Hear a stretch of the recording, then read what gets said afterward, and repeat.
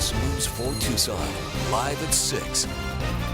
Good evening and thank you for joining us. I'm John Overall. Breaking news out of downtown tonight. Tucson police are now investigating the death of a man who died in their custody. We have live team coverage from the Tucson Police Department headquarters. News 4 Tucson's Lupita Murillo standing by with details of the case.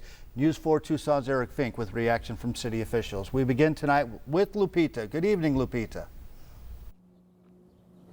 Good evening. 3 Tucson police officers have resigned. Sources tell the News 4 Tucson investigators they resigned last week. This in the middle of an investigation into the death of a man who was handcuffed and in their custody. Now, this police report sheds some light on that. On April 21st, 27-year-old Carlos Adrian Ingram Lopez, known best to his family as Adrian, father of a toddler, died in the custody of Tucson police. According to this police report obtained by the News 4 Tucson investigators, his grandmother was the one who called for help, saying her grandson was naked under the influence and going crazy inside the residence. The report goes on to say when officers arrived on scene, they found Lopez naked and out of control. You can hear Lopez in the background of the radio call. Lopez was handcuffed and covered with a blanket while still lying face down. Lopez died in their custody. The report says the officers had body-worn cameras. It also says police found a small amount of a white powdery substance in the bathroom, believed to be drugs. After Lopez was found unresponsive, the report states the officers administered 2 doses of Narcan, performed CPR, and called for paramedics. As for the 3 officers who resigned, we're told sources close to the investigation say that proper police procedures were not followed in the arrest. And we also received an email from TPD just a bit ago, and it says TPD is confirming a news conference tomorrow morning to share details of the in-custody death. And they also say that had the officers not resigned, they would have been terminated. Investigating for you, Lupita Murillo, News 4 Tucson.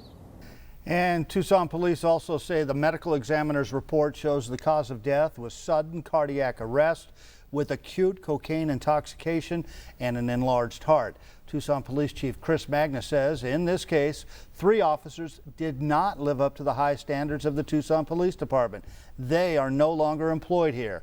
The vast majority of our officers do their jobs well and responsibly and are rightfully disturbed and dismayed by any statements to the contrary. He goes on to say, I continue to have the utmost confidence in the men and women of our police department.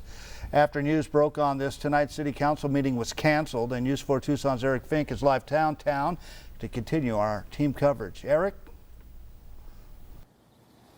Well, that meeting, John, was supposed to focus on the police budget for the next fiscal year that starts on July 1st. But at noon, or around noon, we learned that tonight's meeting was canceled. And a short time later, we got a statement from Mayor Regina Romero explaining why. In the statement, the mayor says in part, quote, tonight's mayor and council meeting has been postponed after viewing a video yesterday of a Tucson Police Department in custody death. I do not feel that it would be appropriate to carry on with business as usual in light of this event. I am anguished and deeply troubled by what I saw in the video yesterday. Romero goes on to say, quote, I want to assure our community that there will be a thorough and transparent investigation. I will be proposing that mayor and council act swiftly to adopt reforms and effective policy changes with input from our community. We can and must do better. Now, the statement from Mayor Regina Romero coming after a Facebook post from Tucson City Councilwoman Lane Santa Cruz, which says in part, quote, I recognize that more than thoughts and prayers, more than answers, what is desired is change. Thousands of protests erupted across the country demanding we transform how policing is conducted in our communities.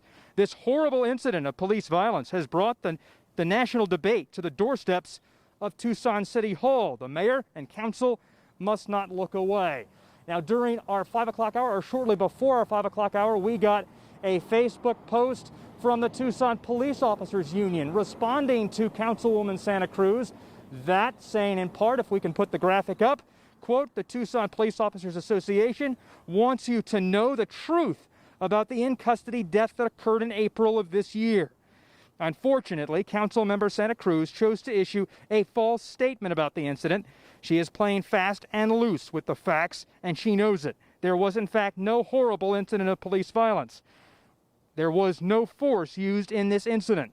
And that statement goes on to say, read this again, there was no use of force in the incident. And this afternoon, City Councilman Steve Kozachik telling me that in response to the Facebook post that Lane Santa Cruz put on her Facebook page earlier this morning, he says, quote, in today's climate, posting inflammatory statements on social media is a disservice to everybody involved. And we have learned that that news conference from Chief Magnus is scheduled for tomorrow morning at 11:30. We'll, of course, be there and continue to follow this story for you. We are live. We've got you covered this evening from the Tucson Police Department headquarters. I'm Eric Fink, News 4 Tucson. John.